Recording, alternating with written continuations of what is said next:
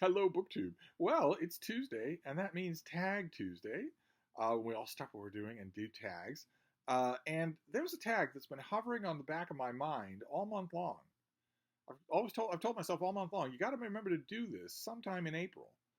And I never have, and I just realized that it's the last day of April. May starts tomorrow, so this is my last chance to do it. Fortunately, it's a Tuesday, so I want to do the BookTube anniversary tag because April is my 8th year on BookTube.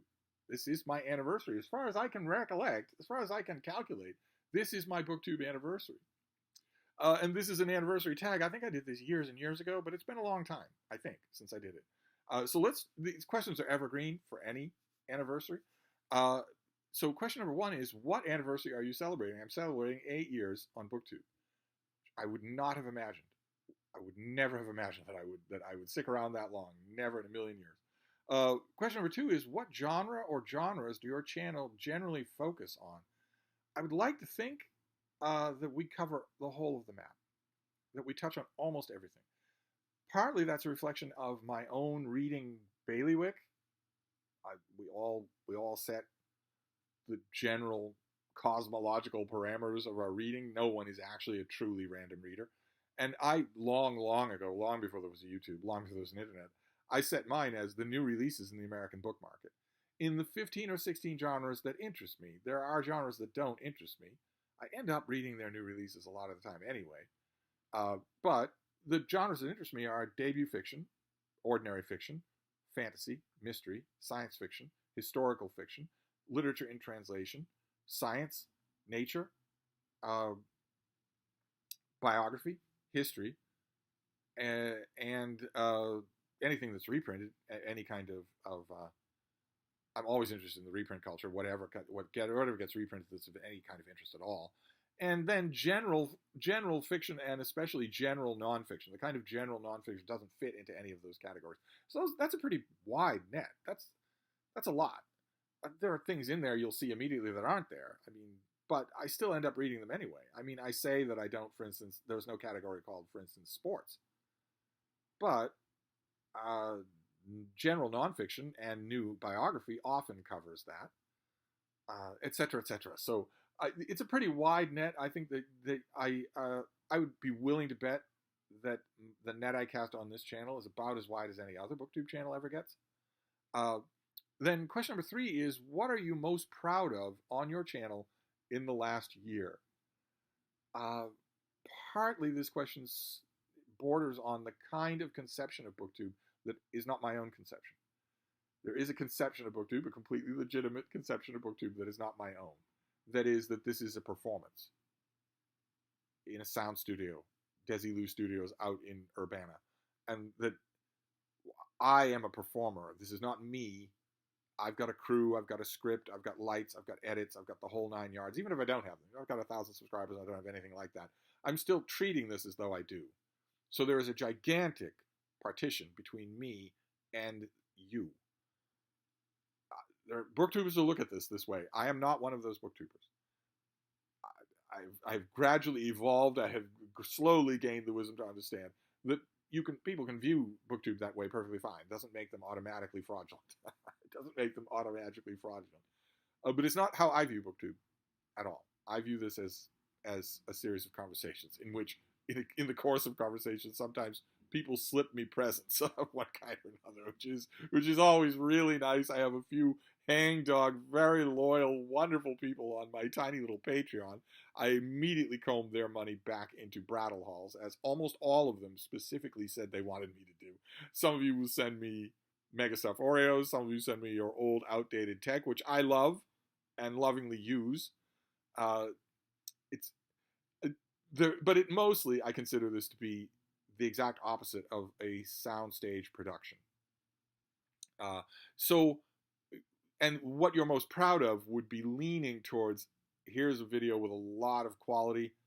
I put a lot of work into it, great end titles, great B-roll, all that sort of thing. I don't do anything like that, so that kind of pride doesn't enter into this. Instead, the thing about on my channel that I'm most proud of, I guess, is luck. It's pure luck. It's the product of luck. I'm most proud of the fact that and it's a note that's going to come up in this tag quite often, that I've met a good crowd of people. I'm most proud of you. I'm most proud of people who can hear me rail about books all day long, including sometimes with sharp elbows, including sometimes sharp elbows delivered at books they love, and realize that this is all done with affection. This isn't nuclear weapons. We can disagree and still be friendly. We can disagree heartily and still be friendly. A large number of people, larger number of the people than I would ever have thought possible, gets that, and I'm really proud of that. That's wonderful.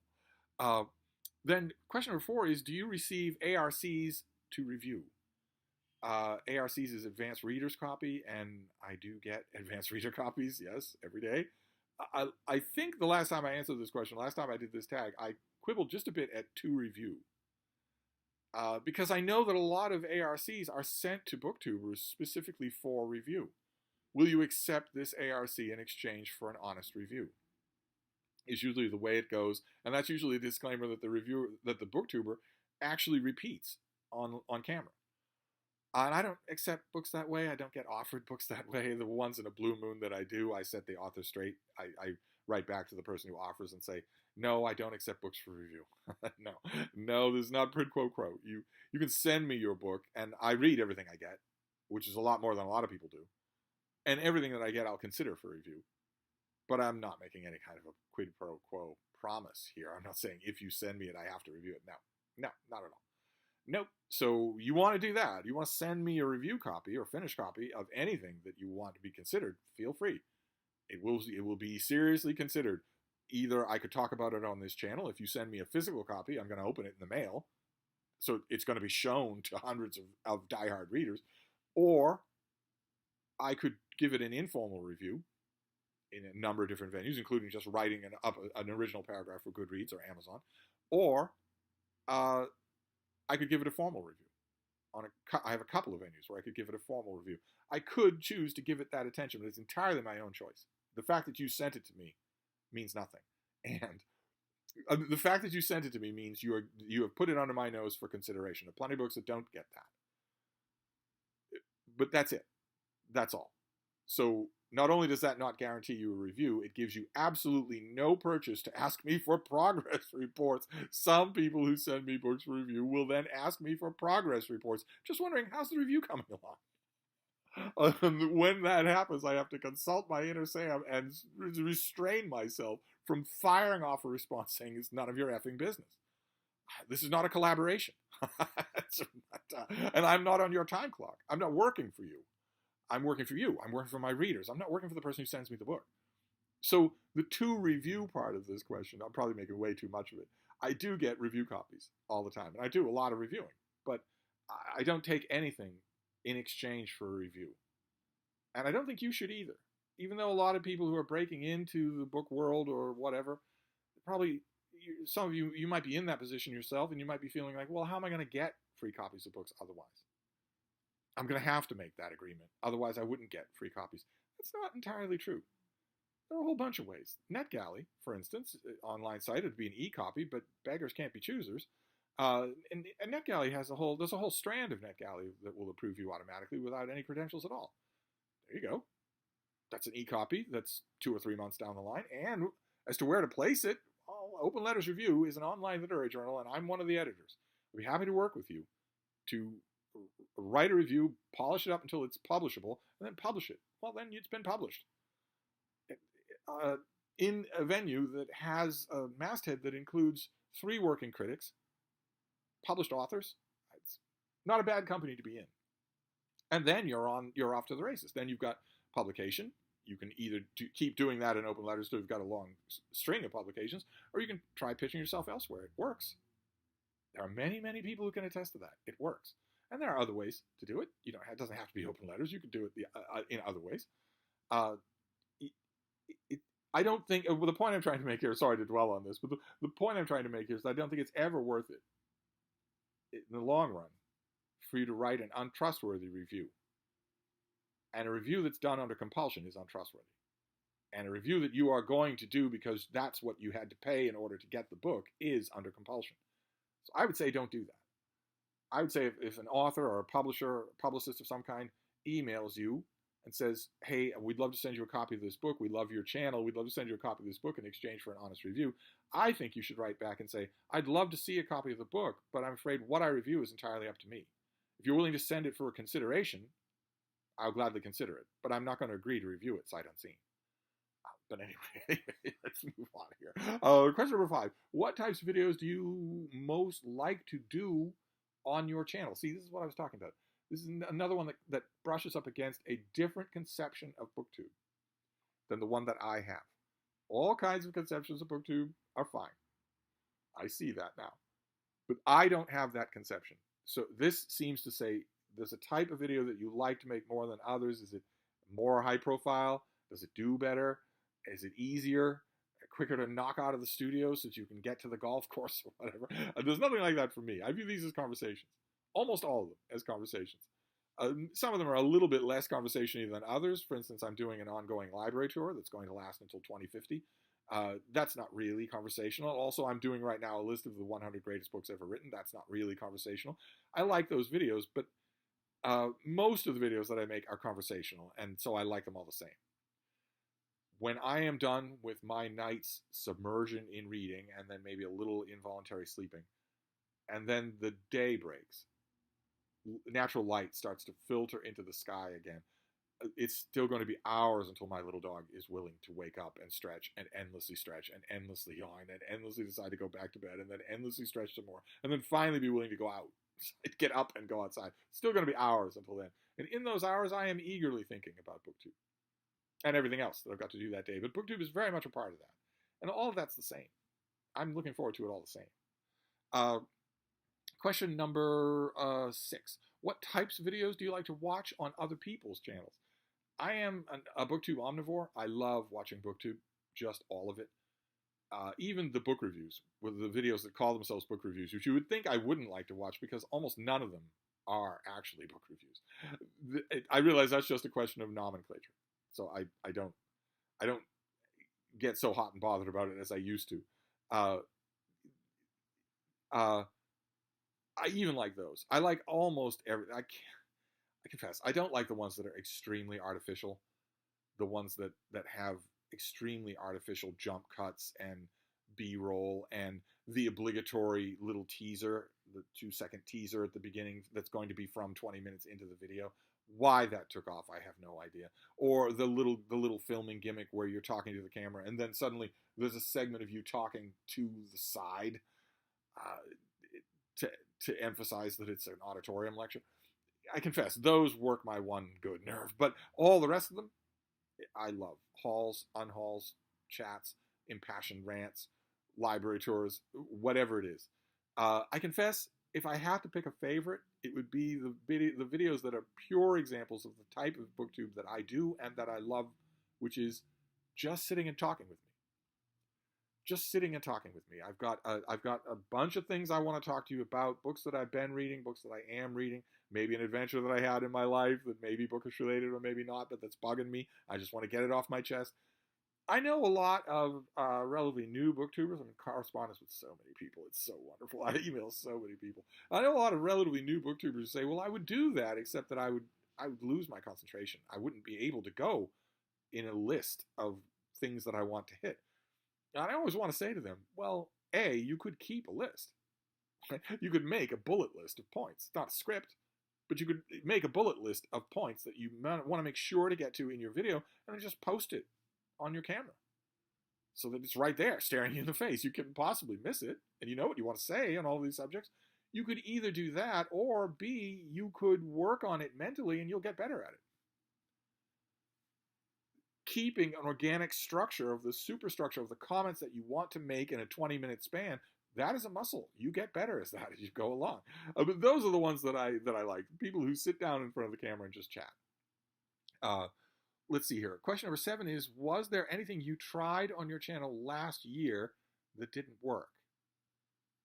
I don't think there's anything that I would say that it doesn't work, because I look at the things that I'm going to try on my channel. There aren't many types of videos that I try on this channel because I don't edit. I barely ever move. So that kind of rules out a lot of stuff. So I wouldn't say there's anything that I look at the videos that I'm thinking about making, and I rule out the ones that I can't make.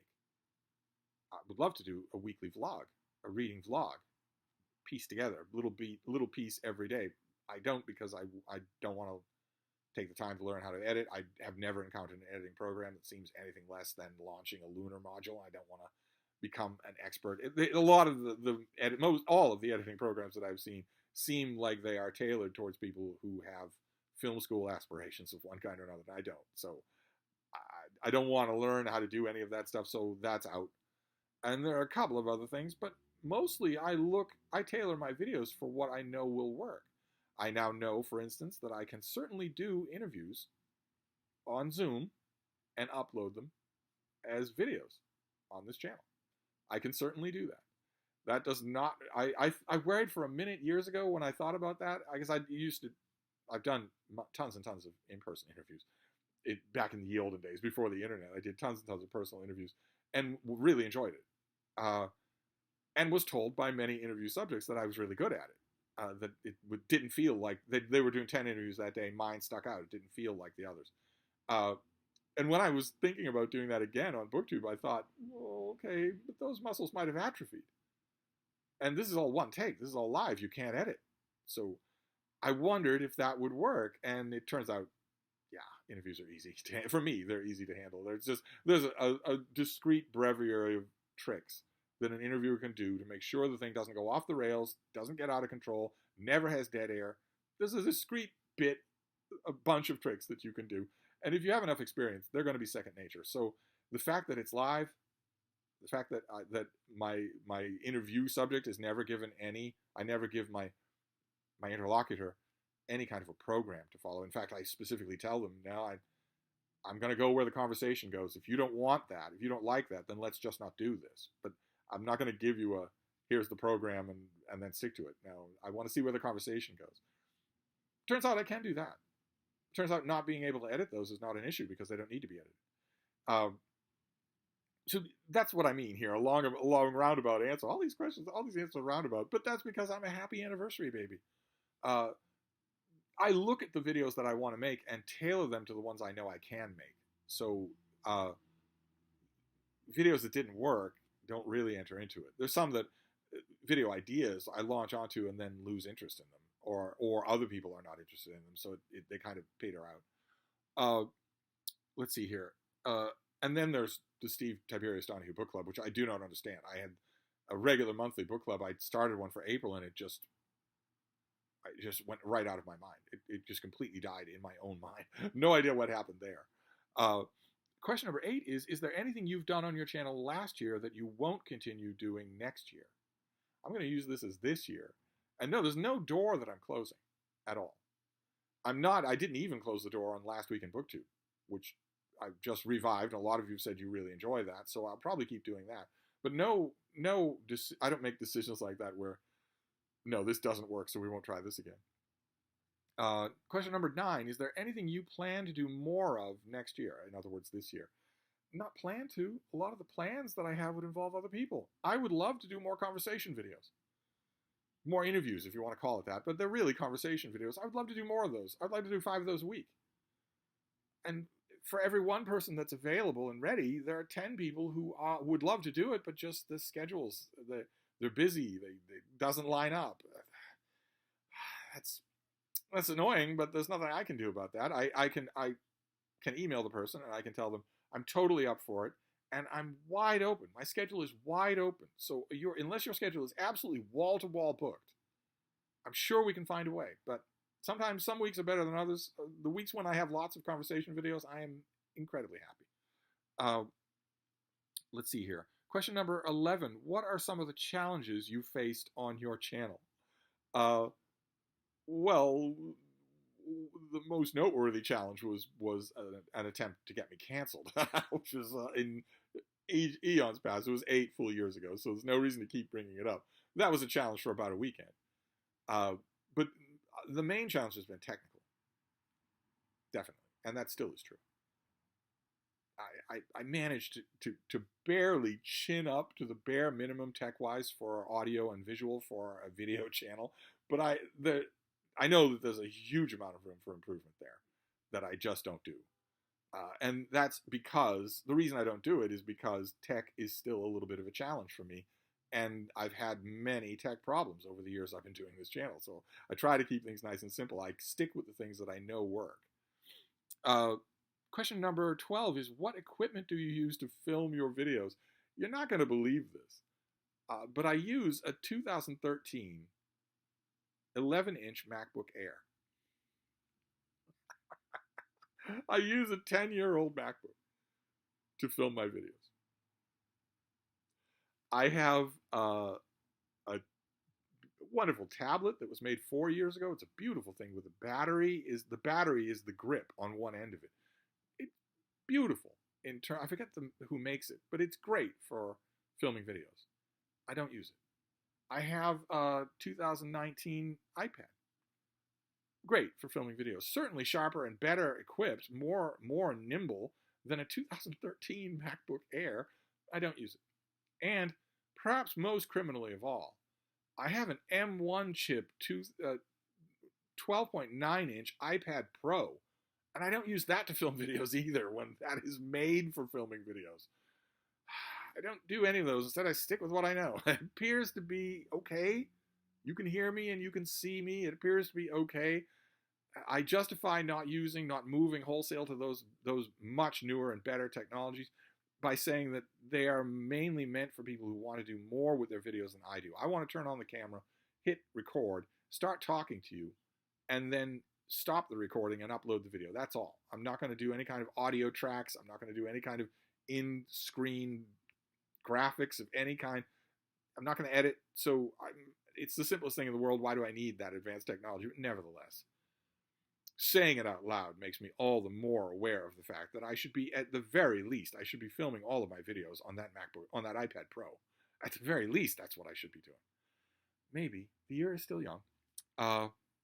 Question number 13 is, what is your one best piece of advice you can give to another booktuber? Well, I'm assuming that here we would mean a new booktuber, because anyone who's done a lot of videos, who's been on BookTube for a while, they've figured out a way to make it work for themselves. And there are as many different ways for that to make it work as there are booktubers. So I'm figuring they don't need my advice. But new booktubers, I do have one strong piece of advice. When people talk about BookTube, the BookTube newbie tag or elsewhere, they will mention the BookTube community. They'll go on at great length about how the community is really different from anything else that you're going to find online, especially that you're going to find on YouTube. How the community is special. I can attest to the fact that that is true. And my advice to new booktubers would be, I always say, my advice to people who are thinking about starting a BookTube channel is definitely try it. You can nuke the videos and stop making them if the project doesn't appeal to you down the line, but definitely give it a try. I always give that advice to them. But new booktubers, people who have given it a try, the strong advice I would give to you, I don't want you to be making videos if you don't want to. And maybe you've made a handful of videos or a dozen videos or 2 dozen videos and there's no traction, there's nothing. No views, no comments, no nothing. It seems like you're talking into the void. I understand how frustrating that would be. But my advice to new booktubers who might be in that position or maybe feeling a little impatient is wait for the community. The community will make it worth your time. Even if you don't increase in subscribers, once you have a community, you will find the community is so real and so wonderful that it is worth your time. You need to find that community. So my advice to new booktubers would be keep at it until you find a community, until you find the larger BookTube community. It can be done. Leave plenty of comments in other people's videos. Make sure to mention, don't link, but mention in the comments that you are also a booktuber. Join in on tags and hashtag the tag and tag other people. It will happen. It might be slower than you thought, but it will happen. And my advice to you would be give that community a chance to show you how valuable it is. Quite apart from subscriber numbers or virality or anything like that, give the community a chance to find you. Once you've experienced that BookTube community, which is often cited, but it's not a myth, it is real and it's as wonderful as it's billed.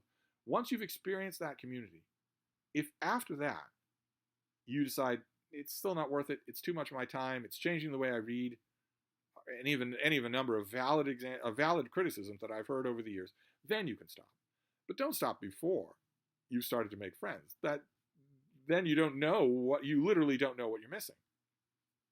Anyway, let's see here. And then the final question number 14. What is the best part of having a BookTube channel? For me, ironically, the answer here will be all the non-BookTube stuff. I love my BookTube channel. But the best part of it for me over the years has hands down been all the non-BookTube stuff, all the real friends that you end up making on Voxer for conversations every day, in email, over and over again, all day long. And also people coming here to Hyde Cottage for wine and calzones, for having free to scream at them, or some of you from very olden times having my old girls just stare in your general direction because their glaucoma meant they couldn't see you with their long white faces. That has been the best part of this. And I would never have believed that was possible at the beginning. And I don't know why. I wouldn't have believed that, because I only started BookTube because of that. Because I met people who were BookTubers. I met them in person. That's how this all started. Was that they told me in person that I should start a channel. So I shouldn't be surprised by that, but I have definitely been surprised by the extent of it. I have made real friends here. Now, I'm bitterly old. I'm incredibly ancient. So obviously, I still reflexively think as real friends as people that you have met in person. That isn't true. That isn't true. That's just icing on the cake. But I've had that many times. Over the years, many people have made the pilgrimage here to Hyde Cottage for wine and calzones, and that has been wonderful. It's all the non-BookTube stuff. It's the stuff where I'm talking to these people about stuff that has nothing to do with books. We can recourse to books whenever we want to, but it's a friendship. It ranges all over the place, and that is wonderful. That is absolutely wonderful. And that happens all over BookTube. There's this little corner of BookTube with the group, the 200 or so channels that I'm talking about. There are other corners of BookTube that deal in YA, or the famously clannish fantasy enclave of BookTube, or romance and whatnot. These people know each other. It happens in all of these enclaves, and it is real. People make real connections with each other that are longer. They last longer than BookTube. You will stay friends with people after they've stopped making videos. After you've stopped making videos, but that's the thing that eventually connected you. That is real. That gets back to my previous answer, which is that if you are new to BookTube and you're just not feeling that, you're not experiencing that yet, I would say wait it out, try, and wait until you do experience that. And once you've experienced that, if then you want to stop making videos, well, go right ahead. Then you know the best that BookTube has to offer. But don't stop before you feel that. This has been just too wonderful. I want all of you to feel this way. But anyway, I'm going to wrap this up. This was my anniversary book tag. I couldn't end this tag without thanking you all. Now, that's very schmarmy, but still, I want to thank you all for being here, for making this so wonderful. After 8 years, you'd think I'd be either rote or I'd be tired of it, and I'm neither. It's totally fresh and totally wonderful.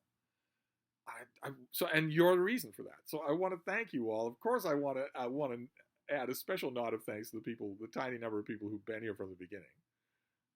There are some who've been here from the beginning, and that's wonderful. But I also want to thank everybody else. Everybody who emails me, everybody who Voxers me, everybody who sends me mega stuff Oreos in the mail, everybody who sends me books in the mail even though I tell you not to, and so on and so forth, all the way down the line. People that email me and say, hey, it looked like you were having a rough week, just wanted to send you pictures of my dog or my garden or my bird. All of that is just wonderful. And that's every day that happens to me. This is just an unmitigated bright spot in every day. And I have you to thank for that. After 8 years.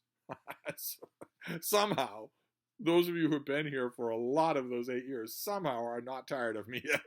So I'm really grateful for that. So we'll let this double as a vote of thanks, of really heartfelt thanks. So that's my tag for Tag Tuesday. I'm going to wrap this up, but I'll be back. Thank you, BookTube.